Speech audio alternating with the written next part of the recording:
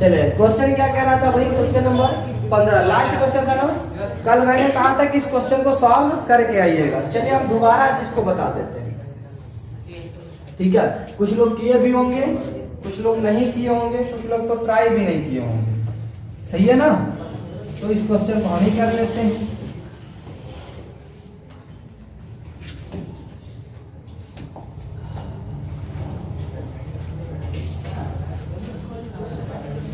चलिए देखिए क्वेश्चन क्या कह रहा है। कह रहा है यदि x cube plus 2x square plus के एक्स प्लस 3 को x माइनस 3 से क्या किया जाए, भाग दिया जाए, तो शेषफल 21 प्राप्त हो जाता है, सही ना। भाग दिया जाता है तो शेषफल कुछ ना कुछ प्राप्त हो जाता है।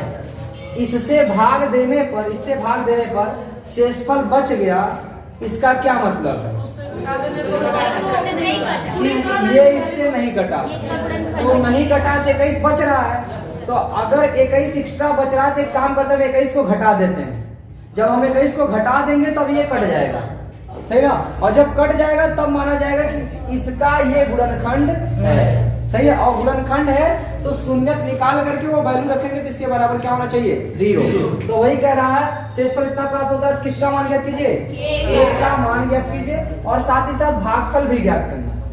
क्या ज्ञात करना है, भागफल, सही है। इसके बाद त्रिघात बहुपद यहाँ क्या भाई, x cube plus 2x square plus के एक्स माइनस 18 के शून्य ज्ञात। तो चलिए समझते हैं बहुपद स्टार्टिंग में क्या था बताओ, x क्यूब प्लस 2x यही था भाई, यस सर। इसमें जब मैंने भाज्य से, भाज्य कौन, x माइनस, भाज्य नहीं भाजक, भाजक कौन है, x 3 से भाग दिया तो हमें शेष फल प्राप्त हुआ। क्या प्राप्त हुआ, शेष फल प्राप्त हुआ कितना, ध्यान समझिए। अगर हम फॉर्मूला लिखते हैं भाज्य बराबर भाजक गुणे भागफल प्लस शेषफल, उसको ऐसे दिखाया जाता है a बराबर b क्यूब प्लस, सही है ना भाई। तो इसमें जिसमें भाग देना वो है a और जिससे भाग देना वो है b। ये है भागफल, ये है शेषफल। हमको यही पहले भागफल भी बताना है, सही ना। लेकिन भागफल बताने से पहले ये समझिए कि इससे भाग देने पर ये नहीं घटा, तो इतना बच जा रहा है। काम करते हैं इसमें से इसको घटा देते हैं, इसका मतलब तब तो कटेगा, तो हम इसमें घटा देते हैं। जब घटा देंगे तो जो हमारा बहुपद बनेगा जिससे क्या हो जाए, x माइनस 3 से जो कट जाए वो बहुपद क्या होगा, तो हो जाएगा x cube plus 2x square plus minus 18। इसको घटाएंगे 3 में से माइनस 18 21 करेंगे तो होगा माइनस 18। इसका मतलब इसमें अगर हम इससे भाग देंगे तो ये पूरी तरह से कट जाएगा। इसका मतलब ये भी है कि इसका ये क्या है, गुणनखंड। क्या है भाई, गुणनखंड। अगर गुणनखंड है तो x माइनस 3 बराबर 0, यानी x बराबर 3 हो गया, x बराबर क्या हो गया 3। तो ये क्या बन गया, क्या बन गया, शून्य। उसे कहते हैं जिसका मान अगर बहुपद में रखते हैं तो बहुपद शून्य है। इसीलिए जब अगर हम px बराबर रखेंगे 3 तो हमारा px क्या हो जाएगा, शून्य हो जाएगा, ठीक है ना। जब हम x बराबर क्या रखेंगे 3 रखेंगे तो px क्या हो जाएगा, शून्य हो जाएगा। तो px था कितना, x क्यूब, तो x क्यूब के साथ हो जाएगा 3 का cube plus 2 into x square, x यानी 3 का स्क्वायर प्लस के इंटू एक्स की जगह पे कितना आ जाएगा, 3 माइनस 18 बराबर 0। सही है भाई, यस सर। 3 का क्यूब करेंगे तो 27, यहाँ 3 का स्क्वायर 9 18, यहाँ 3 का गुणा के में करेंगे 3 के माइनस 18 बराबर 0। तो देखो ये हो जाएगा 27 प्लस ये 18 3 के बराबर 0। तो ये हो जाएगा 3 के बराबर, इधर भेजेंगे तो माइनस 27, 3 से भाग देंगे 3 9 27, तो के बराबर माइनस, तो के का हमने मान निकाल दिया। अब क्वेश्चन क्या कह रहा है, कह रहा है इसके बाद त्रिघात बहुपद x के x के शून्य भी ज्ञात कीजिए, है ना। इसके क्या कहते हैं? शून्य। ध्यान सुनो, ये शून्य को हम बाद में निकालेंगे।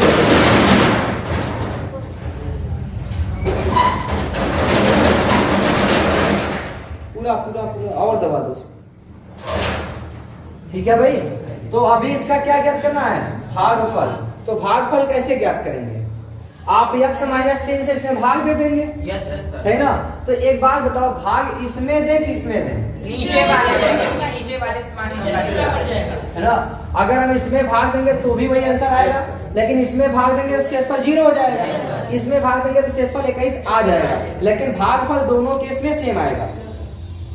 इसमें हम भाग दें चाहे इसमें भाग दें, भागफल सेम आएगा।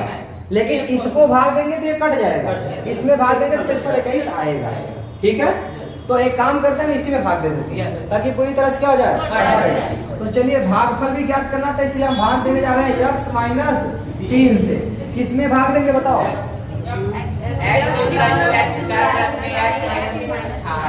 x cube plus 2x square plus kx minus 18, ठीक है? ध्यान समझिए। अच्छा, k का मान तो हम निकाल चुके हैं, कितना? माइनस। इसीलिए हम k की जगह पे क्या रख सकते हैं?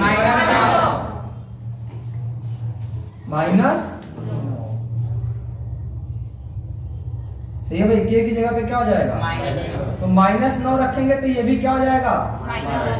हो जाएगा -9x। ये k का वैल्यू रखें, ठीक है? जो भी आता है। चले, x से 1 है तो 1 का गुणा इसमें करेंगे, 1 आ जाएगा। x स्क्वायर से गुणा करना होगा, x स्क्वायर के इसमें गुणा करेंगे, माइनस का गुणा प्लस, 3 का गुणा x स्क्वायर में, ठीक है भाई? अब देखिए, ये प्लस है तो माइनस खत्म, ये भी प्लस में ये भी प्लस, हो जाएगा माइनस 9। बताओ x में कितने गुणा करेंगे? x स्क्वायर होगा, और 1 का गुणा 5 करने के लिए 5 होगा, चलिए यहाँ लगाएंगे तो 5x का गुणा इसमें होगा तो 5x स्क्वायर, माइनस का गुणा प्लस में माइनस 5 यही, ठीक है भाई? यहाँ प्लस प्लस है इसलिए माइनस, माइनस इसीलिए ये खत्म। देखो ये प्लस में हो गया, ये माइनस में 15 से हो गया, 15 से हो गया 6, यहाँ बचेगा 6, यहाँ से बताओ x में कितने गुणा करेंगे? 6x हो जाएगा, 6 से गुणा करेंगे तो 6x माइनस 18, यहाँ लगाएंगे माइनस, यहाँ लगाएंगे प्लस, ये भी कट गया, ये भी कट गया, शेषफल 0। अगर हम इसका भाग इसमें देते हैं तो शेषफल 21 आता है, हमें भागफल यही प्राप्त होगा। अब ध्यान से सुनो, क्वेश्चन कह क्या रहा है, ये हमारा आंसर हो गया कि नहीं? भागफल ये हमारा आंसर हुआ, भागफल, ठीक है? अब आगे सुने कह रहा है, इसके बाद इस त्रिघात बहुपद के शून्य भी ज्ञात कीजिए। इस त्रिघात बहुपद में देखो यहाँ -18 है, यानी हमारा यही वाला है, तो यही सेम बहुपद, इसका एक गुणनखंड ऑलरेडी x माइनस 3 है, यानी एक ठो मान आपको पहले से पता है। एक ठो मान कितना हो गया बताओ? शून्य ने पूछा है, ये क्या हो गया? और 2 ठो कहां से निकालेंगे? है ना? या तो दूसरा तरीका हमारे पास भाग बिना भाग दिए भी था, लेकिन यहाँ भागफल पूछा था इसीलिए निकाले हैं। अगर नहीं पूछा था तो 3 ठो क्वेश्चन पे बनाते, सेट कर लेते, ऑलरेडी तीनों एक साथ आ जाता। तो अब हमको इसका करना है गुणनखंड। क्या करना है? तो x square plus 5x plus 6 का करना है गुणनखंड। तो 3 दूना 6, यानी +2 और +3 कर देंगे तो +5 हो जाएगा। मैंने कहा था चिन्ह बदल देना, यही मान होगा, सही ना? यानी हो जाएगा -2 -3। बताओ समझ आया कि नहीं? कोई दिक्कत? No sir. चलिए, अब ये हमारा एक्सरसाइज था 2D।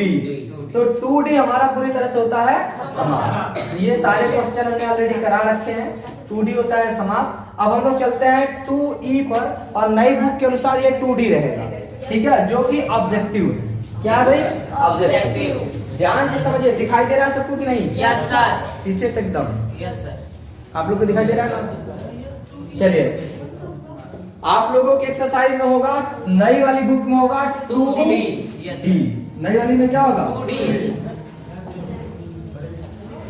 नई वाली बुक में होगा 2D, और ओल्ड बुक में होगा 2E, सही ना? तो अगर आपके पास नई बुक है तो क्वेश्चन मिलाता चलेगा। देखो, अब इसमें आपको मिलाने की जरूरत नहीं है, क्योंकि आपके किताब का ही क्वेश्चन है, कोई टाइपिंग नहीं है। देखो कह क्या रहा है क्वेश्चन नंबर फर्स्ट। देखो कई बार हम बोलते हैं कि ऑब्जेक्टिव बेशक आप भी लगा सकते हो, लेकिन जब हम बताते हैं ना तो इसमें कहीं ना कहीं आपको शॉर्टकट तरीके भी बताते चलते हैं, ठीक है। देखिए कह क्या रहा है कि एक द्विघात बहुपद इसके शून्यकों में से एक शून्य कितना है, ध्यान सुनिए, इसके कितने शून्यक होंगे बताओ। क्योंकि द्विघात है यस सर। जिसमें एक शून्यक दिया है -3। शून्यक किसे कहते हैं? ये x का मान है। अगर इस मान को हम इसमें रख देंगे तो इस पूरे का मान 0 आना चाहिए। तो कह रहा है तब k का मान होगा कितना होगा k का मान। तो चलिए सॉल्व करते हैं। देखो ये हो जाएगा k -1, तो k -1 तो ऐसे ही रहेगा। x की वैल्यू कितना है, -3 है ना, यहाँ लिखेंगे -3 का स्क्वायर प्लस k इंटू -3 सही ना, प्लस 1 बराबर 0। यही होगा ना भाई। Yes sir. तो ये हो जाएगा k -1 और ये -3 का स्क्वायर करेंगे 9 प्लस में 9 प्लस यहाँ हो जाएगा -3k कितना हो जाएगा 3k बराबर 0 प्लस 1 बराबर 0। देखो इसका गुणा करेंगे 9k minus 9 minus 3k plus 1 बराबर 0, सही ना। तो 9k में से 3k घटेगा कि नहीं, कितना आएगा 6k या -9 प्लस 1 -8 बराबर में 0। तो संख्या को उधर भेजेंगे तो 6k बराबर हो जाएगा प्लस में 8, तो k बराबर हो जाएगा 8/6। किससे कटेगा, 2 से काटेंगे, 2 तिहाई 6, 2 चौके 8, 2 तिहाई 4/3। ऑप्शन कौन सा है, बताओ समझ आया कि नहीं। यानी ये शून्यक था तो शून्यक को इसमें रखेंगे तो बराबर में 0 हो जाएगा। तो बराबर 0 होगा तो k का मान सॉल्व कर लेंगे। कोई दिक्कत, जब भी ऐसा क्वेश्चन आए तो बात ध्यान देना। चलिए नेक्स्ट हम आगे बढ़ते हैं। अच्छा एक बात आप और सुन लीजिए, किताब किसी के पास कोई भी बुक हो कोई दिक्कत नहीं है। आपके पास गणित की जो भी बुक है, आपके जिस भी बुक के क्वेश्चन होंगे सारे क्वेश्चन का जवाब दिया जाएगा। लेकिन हम करा रहे हैं डॉक्टर मनोहर रेसी, सही है ना। लेकिन अगर आपके पास किसी के पास जैसे राजू प्रकाशन की बुक है, किसी के पास कोई और राइटर बिहार स्वरूप शर्मा का हो गया, किसी के पास RS अग्रवाल का हो गया, कोई भी बुक हो कोई दिक्कत नहीं है। आप क्वेश्चन लगाइए, आपके पास जितना ज्यादा बुक होगा आपका माइंड उतना डेवलप होगा, क्योंकि सारे बुक के जब आप क्वेश्चन लगाएंगे तो आप ज्यादा से ज्यादा क्वेश्चन सॉल्व कर पाएंगे, ठीक है। चलिए अगला कह रहा है कि शून्यक -3 और 4 वाला द्विघात बहुपद है। आपको 2 शून्यक दिया है, ये हो गया अल्फा, ये हो गया बीटा। आप लोगों के बाद पता है कि जब 2 शून्यक दिया हो तो बहुपद निकालने का फॉर्मूला क्या होता है,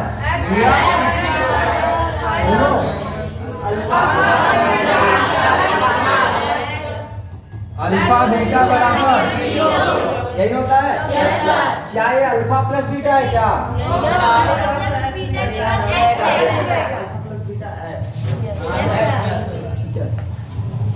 तो ये कह रहा है, इसके बाद कह रहा है कि इसका बहुपद होगा। तो बहुपद के लिए ये अल्फा है ये बीटा है, रख दिया जाए क्या हो जाएगा x²। देखो अल्फा और बीटा जोड़ना है, ये दोनों को जोड़ना है, जोड़ेंगे तो -3 + 4 कितना होगा, -3 + 4 +1 होगा, सही ना। तो हो जाएगा +1, तो प्लस लिखा नहीं जाता, प्लस का गुणा माइनस करेंगे, माइनस का गुणा x करेंगे, केवल x plus alpha into beta है ना, दोनों का गुणा करना है। 4 क्या ही माइनस से प्लस में, तो माइनस से 12 होगा, तो माइनस से प्लस में गुणा करेंगे क्या हो जाएगा, -12 बराबर 0। यही आपका है बहुपद, इसमें है ऑप्शन ए। समझ में आया कि नहीं, ये डायरेक्ट फॉर्मूले पर है। दूसरा तरीका बताया जाए, देखो ये भी x का मान है -3 है ना, तो इसको इधर भेजेंगे तो x + 3 एक गुणनखंड हो गया, सही ना। ये भी x का मान है कितना, +4, इधर भेजेंगे तो x -4 है ना। ध्यान से समझिए, डायरेक्ट गुणा किया जाए, क्या किया जाए, गुणा। x का x में गुणा करेंगे, x गुणा -4 करेंगे, -4 +3 का गुणा x करेंगे, +3 चौके -12। तो देखो हो जाएगा x² माइनस और प्लस से माइनस, 4 से 3 गया 1 लिखेंगे x, फिर -12। चलिए क्वेश्चन नंबर 3 देखिए क्या कह रहा है, यदि द्विघात बहुपद यक्स स्क्वायर प्लस ए प्लस 1 यक्स प्लस बी के शून्य 2 और -3 तो ए और बी कितना होगा? बस ए और बी का मान निकाला ना, इसका ए और बी पूछ रहा। सही है भाई? तो ध्यान से मेरी बात सुनो, इस क्वेश्चन को सॉल्व कैसे करें? बात नहीं भाई, दो तरीके हैं मेरे पास इसको सॉल्व करने हैं। सही है?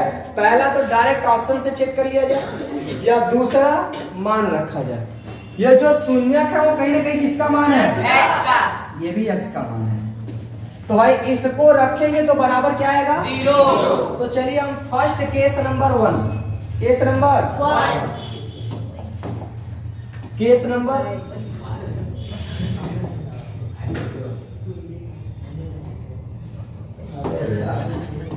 नंबर 1 हम पहले रखने जा रहे हैं x बराबर 2। इसमें रखा जाए भाई। Yes sir. देखिए x square plus a plus 1 x है ना? Yes sir. प्लस में क्या है? b है। इसी में मान रखना है और इस मान को रखेंगे, चूंकि ये शून्य है तो बराबर 0 आना चाहिए। तो 0 कब आएगा? जब यहाँ 2 का स्क्वायर हो प्लस a प्लस 1 हो इंटू 2 हो प्लस b हो बराबर 0। 2 का स्क्वायर 4 प्लस देखो 2 का a में गुणा 2 प्लस 2 1 का 2 प्लस b बराबर 0। देखो 2a प्लस b बराबर देखो 4 2 6 हो जाएगा, उधर जाएगा तो -6। इतना कर लिया कि नहीं? Yes sir. अभी दूसरा मान रखने से पहले चेक कर लेते हैं। देखो इस वाले वैल्यू को रख करके देखते हैं कि आता है कि नहीं। देखो अगर a की जगह पे हम रखें -7 तो 2 गुणे -7 प्लस b की जगह पे -1 तो देखो 7 दूना -14 -1 ये तो -15 आ गया, जबकि होना कितना चाहिए? -6, यानी ऑप्शन ये गलत है। सही ना? ऑप्शन बी देखिए, a बराबर कितना रखा जाए? 5 और b बराबर -1 a बराबर 5। देखो डायरेक्ट रख दे, 5 दूना 10 यहाँ -1 रखेंगे, -1 होगा, 10 में से गया 9, यानी ये भी गलत है। समझा कि नहीं? इसको रखा जाए भाई। Yes sir. ध्यान से समझिए, इसको भी रख के देखते हैं। a की जगह पे कितना? 2 तो 2 दूना 4, b की जगह पे -6 कितना आएगा? ये तो -2, यानी ये भी क्या है? गलत है। तो एक तो बचा लास्ट वाला, सही ना? उसमें a की जगह पे क्या रखेंगे? 0। a की जगह पे 0 रखेंगे तो 2 गुणे 0 0 हो जाएगा। b की जगह पे -6 रखेंगे तो बराबर हो गया। Option B is right. समझा कि नहीं? अरे दूसरा तरीका एक और है, ये समझो समीकरण नंबर 1 है ना? ऐसे ही अब ये वाला भी वैल्यू इसमें रखेंगे तो एक और समीकरण प्राप्त होगा। दोनों को हल करेंगे फिर आंसर निकालेंगे। हल करें, जोड़ेंगे कितने टाइम? हाँ, वो जरूरी नहीं है, वो डिपेंड करता है आपको एक को काटना है, चाहे घटा के काटो चाहे जोड़ के, आपके ऊपर है। सही ना? अभी ना आगे चैप्टर नंबर 3 है जिसका नाम है युगपत समीकरण या दो चर रैखिक समीकरण, उसी को कहते हैं। ठीक है? तो उसमें हम आपको दो समीकरण को हल करने के 3-4 तरीके बताएंगे, 1-2 तरीका नहीं, 3-4 तरीके। जैसे हमने आपको बताया ना द्विघात को सॉल्व करने के कम से कम 3 तरीके हैं, तो वैसे भी उसके भी 3-4 तरीके होंगे। सही ना? जब टेंशन नहीं लेना, एक क्वेश्चन के 3 तरीके, इससे नहीं तो उससे, उससे नहीं तो उससे, किसी न किसी से तो हो ही जाएगा। ठीक, आगे बढ़े भाई। अब देखो कह रहा है ना, इधर सुनो, कह रहा है कि शून्यक -2 और 5 से बहुपद की संख्या कितनी होगी, यानी इन दोनों से जब हम बहुपद बनाएंगे तो कितने बहुपद बनेंगे? 2 शून्यक तो 2 गुणनखंड बनेंगे, लेकिन बहुपद कितने? अरे देखिए मेन फॉर्मूला ये होता है x square minus alpha plus beta x into alpha beta बराबर 0। यहाँ से लाएंगे तो आएगा x square minus alpha plus beta, तो 5 में से 2 गया 3x, फिर यहाँ लगेगा प्लस अल्फा इंटू बीटा, तो 5 दूना -10 होगा। क्या होगा? -10। ये बनेगा, इससे तो ये आएगा, ये आएगा। अगर हम 2 से गुणा भी कर दें, जैसे 2x square minus 2 6x minus 2 में 20 बराबर 0, तो देखो 20 दूना 40, 40 का करेंगे तो -10 प्लस 4 करना होगा, तब जाके -6 आएगा। -10 प्लस 4 करेंगे तब जाके क्या होगा? -6। इसमें 2 से क्या कर देना है? भाग दे देना है और चिन्ह बदल देंगे, वही इसका शून्यक होगा। देखो भाग देंगे, 2 पंजे 10 प्लस 5 -2 आया कि नहीं भाई? अगर हम 3 से भी गुणा कर देंगे सब में ना, तो भी वही आएगा, लेकिन सब में गुणा करना है, किसी एक में नहीं। अगर हम सब में 4 से भी गुणा कर देंगे तो भी वही आएगा, 5 से करेंगे तो भी, 6 से करेंगे तो भी, चाहे जिससे। अगर एक निश्चित संख्या से सभी में गुणा करेंगे तो शून्यकों का मान बराबर ही आएगा। इसका मतलब हम कितने बहुपद बना सकते हैं? अनंत। तो ये 3 से अधिक क्या अनंत बना सकते हैं, सही ना, इसीलिए वो ऑप्शन दे दिया, ठीक है। लेकिन इसका एक्चुअल बहुपद एक ही बनेगा, ठीक। आगे बढ़े, चलिए नेक्स्ट आगे क्वेश्चन देखते हैं भाई। अगला क्वेश्चन क्या करा है कि ये बहुपदों के रूप में है त्रिघात बहुपद। कैसा बहुपद है? त्रिघात। आगे बढ़ा दे थोड़ा इसको, तो यही है ना। देखिए क्या कह रहा है कि त्रिघात बहुपद है, इसका एक शून्यक यानी अल्फा आपको दे दिया 0, तो कह रहा है अन्य दोनों शून्यकों का गुणनफल यानी बीटा इंटू गामा। कितने लोग बता पाएंगे? तो देखो हमको पता है कि alpha into beta into gamma बराबर क्या होता है? 0। सॉरी 0 में शून्यकों का गुणनफल माइनस b/a। एक मिनट रुको, इसको हम क्यों लगाए? हमको बीटा इंटू गामा निकालना है ना, तो दो का गुणनफल निकालना होगा। तो ये होगा alpha beta beta gamma alpha, सही ना। आपको ये बात पता होनी चाहिए कि अल्फा आपको क्या दिया है? 0। बराबर फॉर्मूला क्या होता है भाई? अल्फा बीटा बीटा गामा, तो इसके बराबर होता है प्लस में c/a। करा अल्फा 0 निकाल रख करके तब बीटा गामा बतानी है। Yes sir. कि एक 0 है तो अन्य 2 का बताना, अन्य 2 में अगर अल्फा 0 हो गया तो बीटा इंटू गामा बताना। तो देखो अगर हम अल्फा 0 रख देंगे तो ये वाली वैल्यू भी 0 हो जाएगी, ये वाली वैल्यू भी 0, तो बचा बीटा गामा c/a। समझाया कि नहीं? कोई दिक्कत? अगला दिन कह रहा है कि x³ माइनस 4x के शून्यकों का योगफल क्या होगा। ये देखो त्रिघात बहुपद है, क्या है? त्रिघात बहुपद। दिया क्या है देखो, x³ माइनस 4x, इसका क्या मतलब है ध्यान सुनो कि x³ आपको दिया है, क्या स्क्वायर वाला दिया है? नहीं दिया, मतलब कुछ ऐसा रहा होगा 0x², तभी तो गुणा किए होंगे तो 0 हो जाएगा। क्या x² के बाद x वाला दिया है? No sir. ऑलरेडी है 4x, तो यानी ये दिया है 4x। क्या अचर पद दिया है? इसका अचर पद क्या है? 0। ये आपका वो त्रिघात बहुपद बना। तो कह रहा है इसमें शून्यकों का योगफल क्या होगा? शून्यकों का योगफल है alpha plus beta plus gamma बराबर क्या होता है? Minus b/a। ये ना होता है? बताओ b कितना है? 0 में भाग देंगे तो 0, ऑप्शन 0। समझ आया कि नहीं? अगला देखो कह रहा है कि द्विघात बहुपद, इसके दोनों शून्य इसके शून्य कैसे होंगे?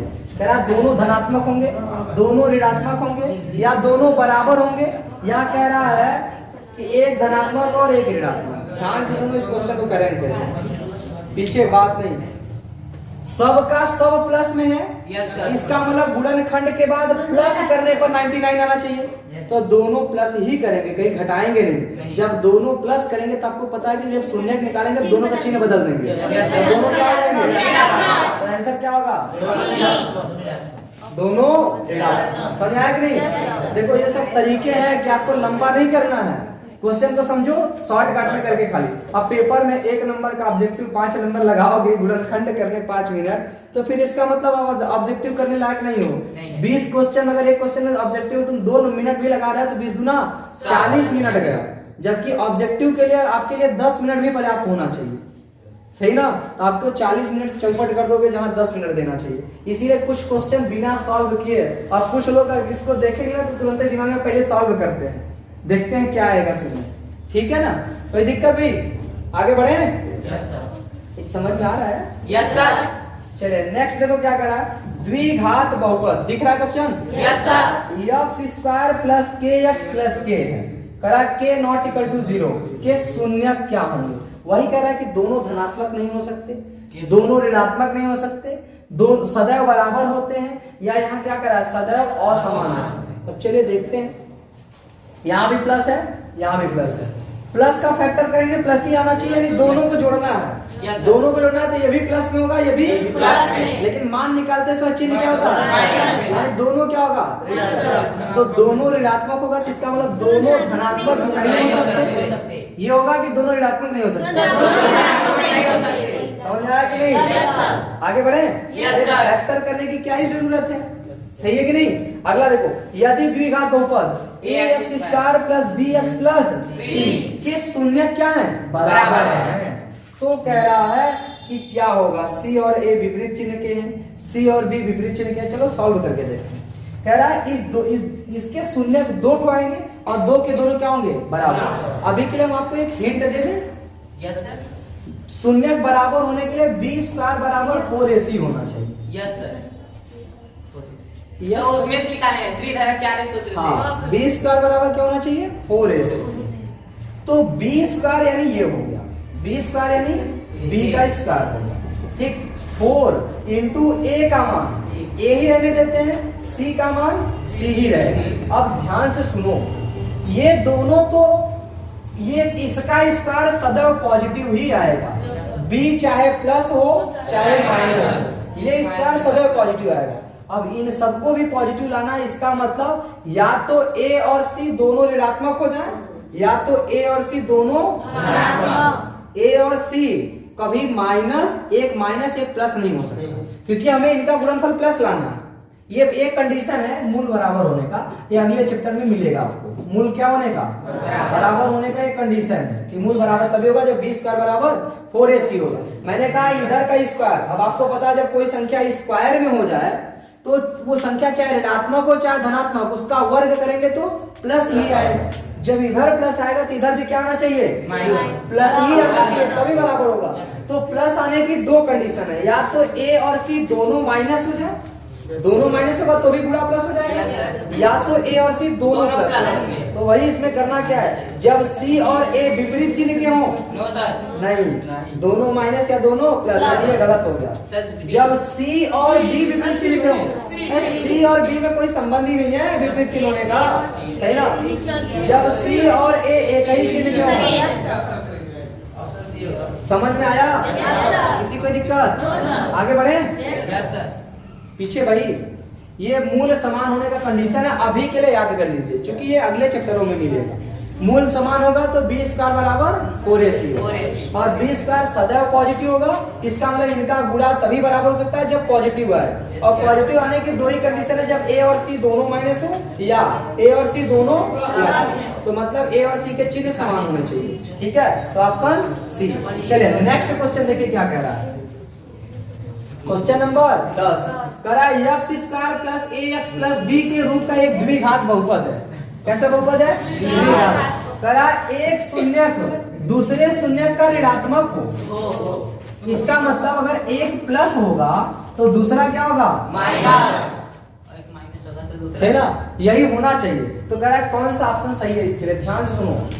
एक बात बताओ, यहाँ भी प्लस है यहाँ भी प्लस है, हमको नहीं पता कि a और b मतलब जो शून्यक है वो कौन प्लस है कौन माइनस, लेकिन इतना बात पता है कि अगर पहला प्लस होगा तो दूसरा माइनस होगा, और अगर पहला माइनस होगा तो दूसरा होगा। ये तो संभव है ना। यस सर, तो कह रहा है अच्छा ये प्लस माइनस तब आएगा जब यहाँ माइनस रहेगा।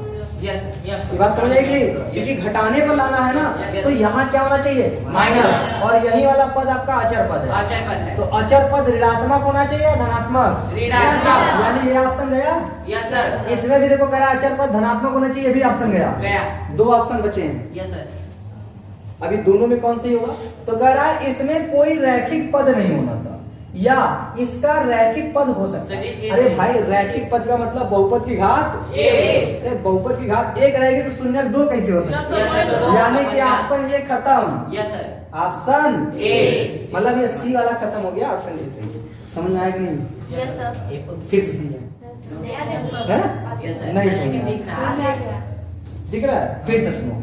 कह रहा है कि ये बहुपद था x square plus ax plus b के रूप में एक द्विघात बहुपद का एक शून्य। देखो क्वेश्चन क्या कर दिया सही ना, वो ऑलरेडी क्या दिया है, कह रहा है एक शून्य दूसरे का ऋणात्मक होना चाहिए। इसका मतलब अगर हम दूसरा को प्लस लेंगे तो पहला माइनस आएगा, दूसरा को माइनस लेंगे तो पहला प्लस आएगा। ये उल्टा आएगा, उल्टा तभी आएगा जब हम घटाएंगे, और हम घटाएंगे तभी जब ये अचर पद के पहले माइनस होगा, प्लस होगा तो घटा नहीं सकते। नहीं। इसका मतलब यहाँ माइनस होने का अर्थ ये है कि ये वाला पद क्या होगा ऋणात्मक, तो ये ऋणात्मक होता है।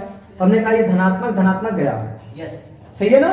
तो अचर पद के बारे में सब कहा है ना, अचर पद अचर पद अचर पद, तो ये दोनों गए। अब हमको ऋणात्मक में भी ये सही होगा कि ये, तो इधर कह रहा है इसमें कोई रैखिक पद नहीं होता, ये कह रहा है इसमें रैखिक पद हो सकता है। अरे रैखिक होता तो द्विघात कैसे होगा, इसीलिए ऑप्शन सी भी गया, बचा ऑप्शन ए राइट आंसर। तो हम लोग ऑब्जेक्टिव से कितना आसानी से कर पाते। यस सही ना। हम कह रहे हैं कि अगर तुम तुक्का भी मारोगे तो भाई चारों में से कोई एक सही होने की संभावना है, लेकिन पहले ये पकड़ लिए गलत कौन सा है तो उसको हटा दिए। अब 2 में तुक्का लगाओगे तो कोई ना कोई तो सही होने की संभावना बढ़ गई ना। 1/2 का संभावना। सही है, 1/2 मतलब 50% की संभावना हो गई, और इसे 25% था। चलिए आइए इसको समझते हैं क्वेश्चन को। क्या रहा है, निम्नलिखित में से कौन एक द्विघात बहुपद का आलेख नहीं है। द्विघात बहुपद न होने का मतलब कि 2 से ज्यादा नहीं कटना चाहिए। यस तो ए होगा। नहीं होता पूछा है ना, तो देखो 1 2 ये तो 3 सुनने वाला हो गया, ऐसे ही सही हो गया। अच्छा जी ए था। ए विषम से मतलब ही नहीं कि काटेगा कि नहीं, उससे हमसे मतलब नहीं, लेकिन ये बात फिक्स हो गई कि 3 जगह काट दिया मतलब 3 शून्य होंगे, और 3 शून्य होंगे तो त्रिघात होगा। वो पूछा द्विघात ना हो, तो द्विघात ना हो हमको उसको पकड़ना है, हमने पकड़ लिया, डी वाला नहीं होगा। समझ आया कि नहीं। ये एक्सरसाइज होता है यहीं पे समाप्त।